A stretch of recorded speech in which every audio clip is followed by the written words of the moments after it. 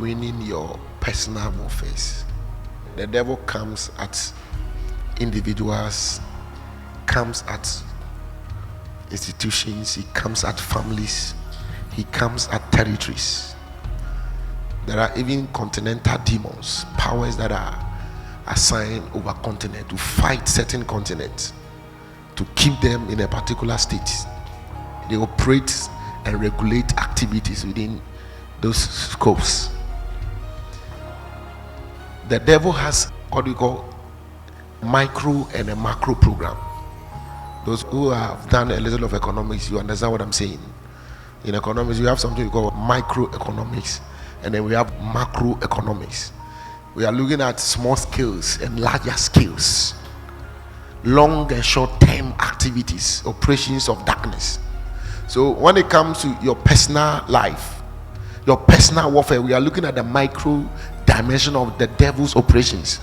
But we must also understand that the micro is incorporated into the macro. That means that when the devil comes to fight you, he's not only fighting you. The whole idea is to fight the body of Christ, is to fight the plan of God. But we are the ones that come together to bring the will of God to pass. So when he comes to fight the will of God, he first has to fight the will of God in your own life.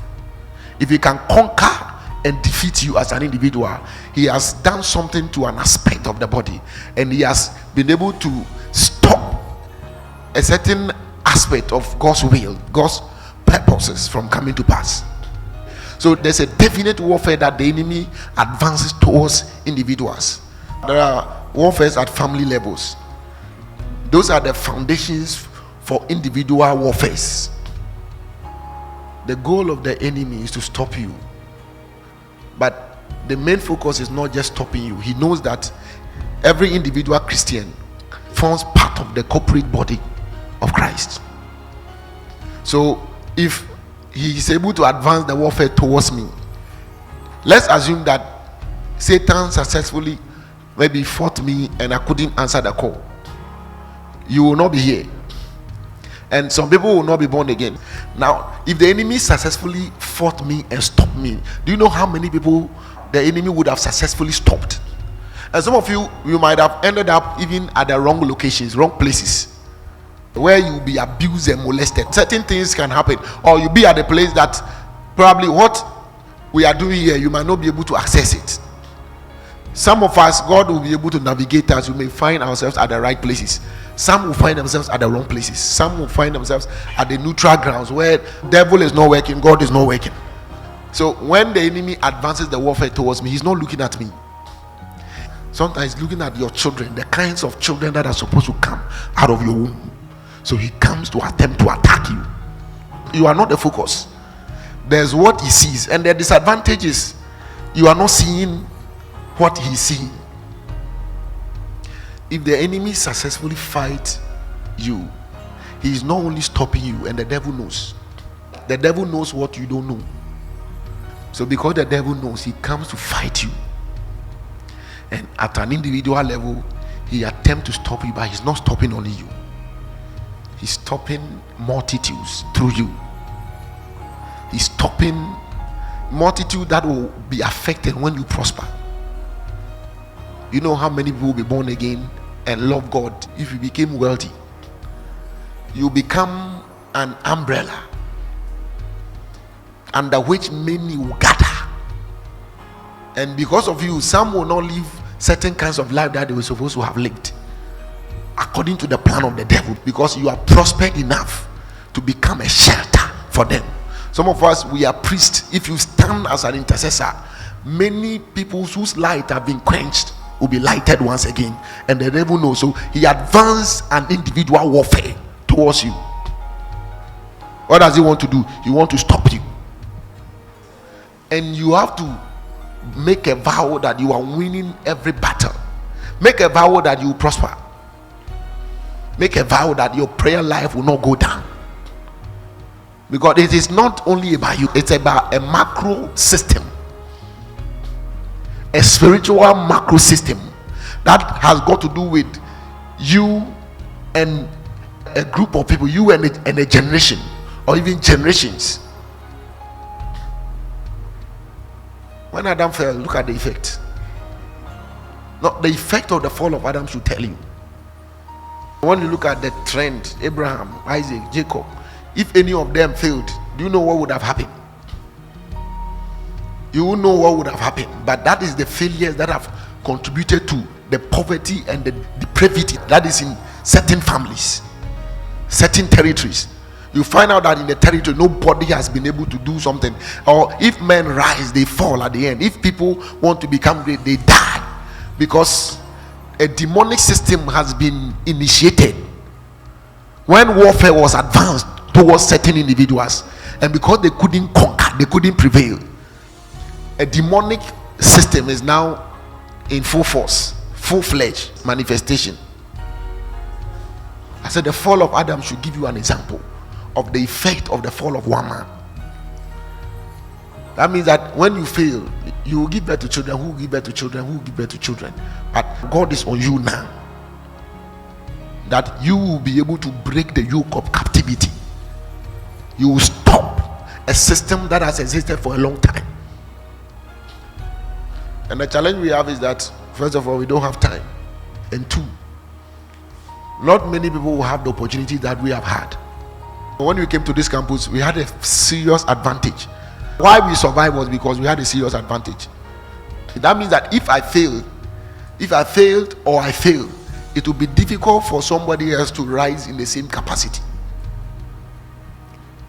Don't think because God is there. If you know how difficult it is for God to get men, if you found a man, you will not joke, because they were sent to the earth. They were sent intentionally to the earth.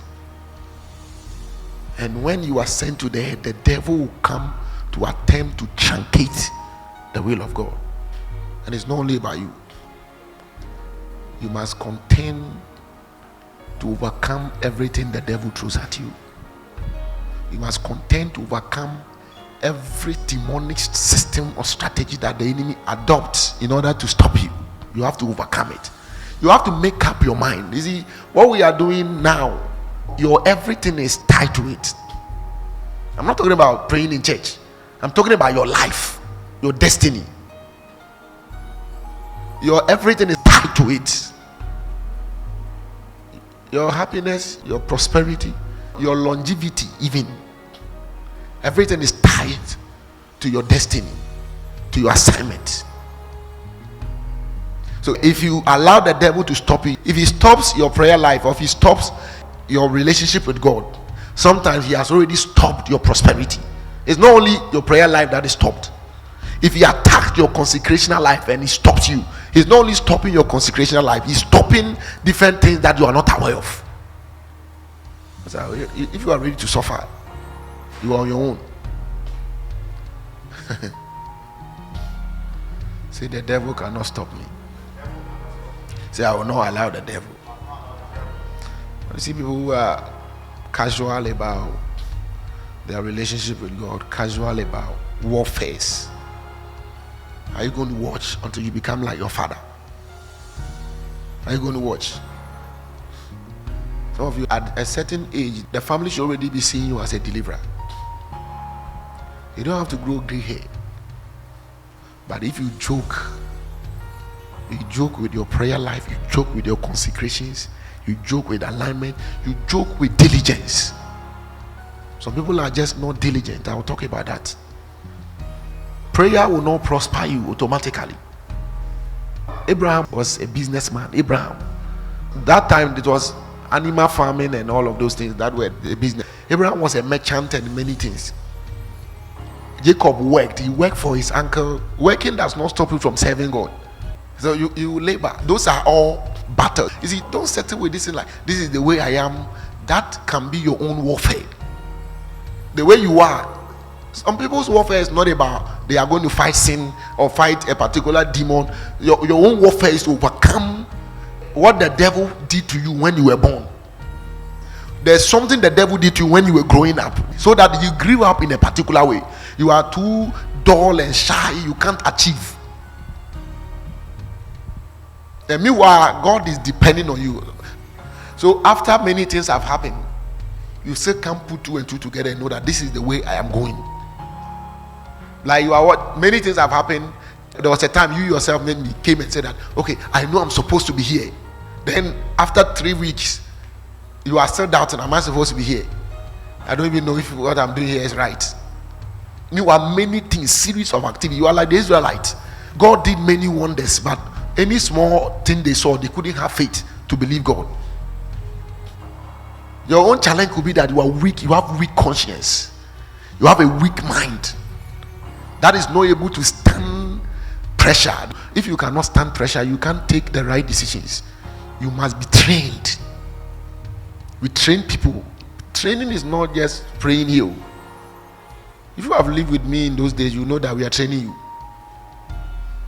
There are things you have to break free from. Some of you, what you have to break free from is an unhealthy level of parental control. There's a demonic level of parental control that can now stop a man's destiny. So you have to win your battles as a person. You must win your financial battles. It's not only about you. Your whole family, your siblings, everybody is connected to it. And your children that will come after you. And then there are multitudes who are supposed to enjoy the advantage of your wealth.